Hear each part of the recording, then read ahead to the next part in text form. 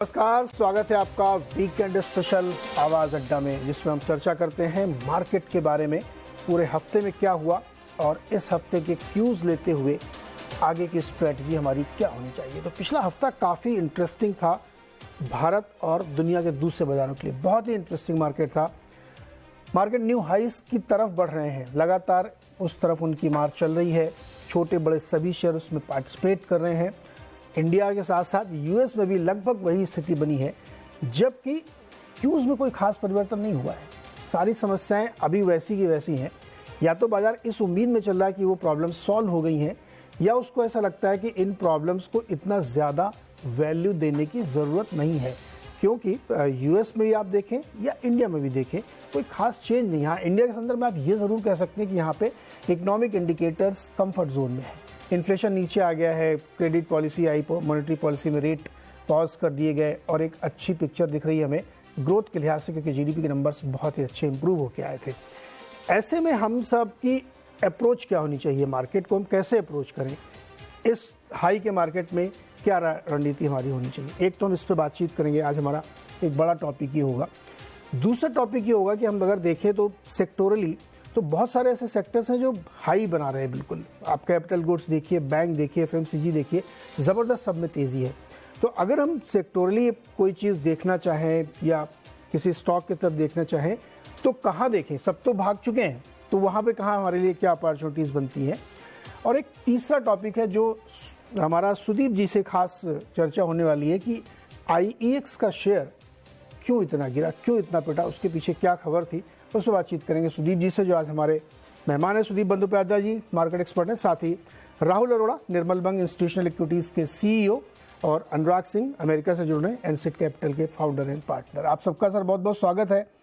एक एक टॉपिक लेते हैं। पहले तो ये न्यू हाई की तरफ जो बाजार गया है, ये क्यों गया है सुदीप जी? क्यों गया ये बाजार में? ऐसा क्या बदल गया कि बाजार एकदम न्यू हाइस की तरफ बढ़ता था? और भारत नहीं, अमेरिका में भी, वहां पर भी वही हालत थे। देखिए, जो मुझे लगता है कि ग्लोबली इन्वेस्टर्स रिस्क अवर्स बीच में थोड़ा हो गए थे। फिर जैसे जैसे यूएस में ऐसा माहौल बन गया है कि यूएस फेड शायद और इंटरेस्ट रेट ज्यादा नहीं बढ़ाएगा, पॉज आएगा, या ज्यादा से ज्यादा और एक बार शायद 25 बेसिस पॉइंट रेट बढ़ सकता है। तो एक लेवल पे इन्वेस्टर्स का ये कंफर्ट दिख रहा है कि we are at the end of the hiking cycle. तो जो भी होना था, जो भी इंटरेस्ट रेट हाइक होना था, वो शायद ओवर और may be maximum 25 basis point और होगा। तो वहां से इन्वेस्टर कंफर्ट ड्रॉ कर रहे हैं कि इसके बाद द रेट रिडक्शन का प्रोसेस चालू होगा इकोनॉमी को सपोर्ट करने के लिए।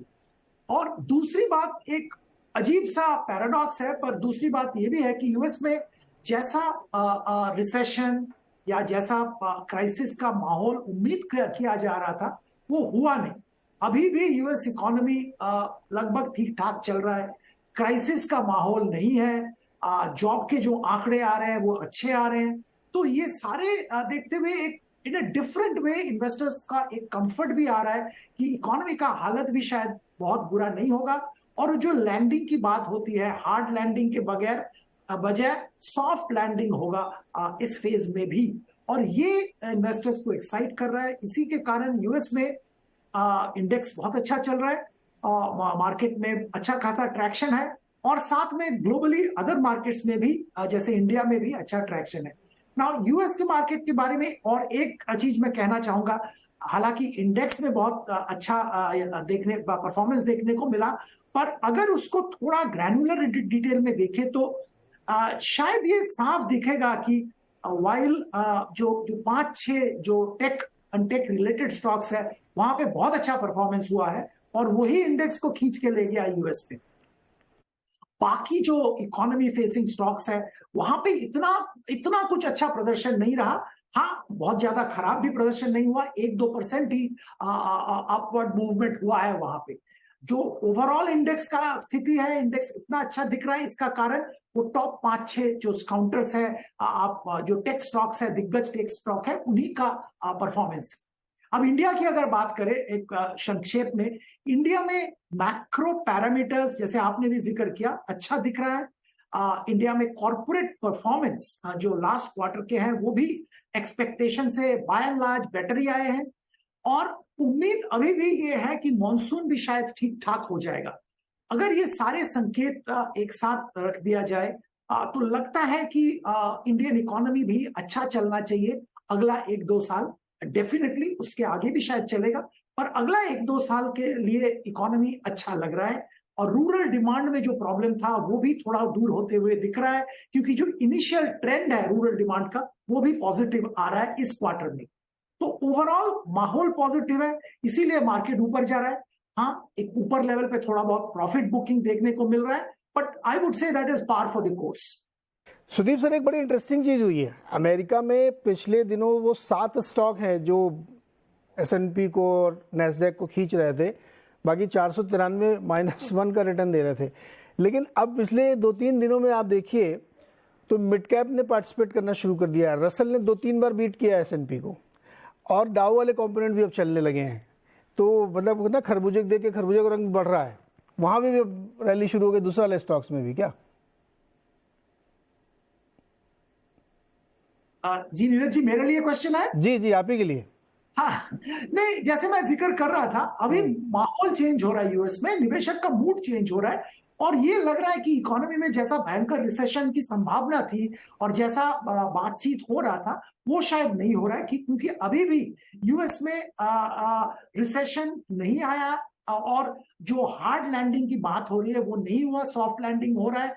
इकोनॉमी धीरे धीरे प्रोग्रेस कर रहा है, अभी भी इकोनॉमी में ग्रोथ आ रहा है। इस साल भी यूएस में उम्मीद की जा रही है कि जीडीपी अब करीबन 1% का ग्रोथ देखने को मिलेगा। तो ये सारे फैक्टर्स निवेशक को इनकरेज कर रहा है कि बाकी सारे स्टॉक्स में भी ध्यान दिया जा सकता है। राहुल, इंडिया मार्केट बहुत ही इंटरेस्टिंग रैली दिखा रहा है बिल्कुल। हालांकि 2 बार एकदम करीब पहुंच के थोड़ा सा वहां पे ठिठक जाता, रुक जाता है, लेकिन कोई ऐसी चिंता की झलक दिखती नहीं इंडिया में।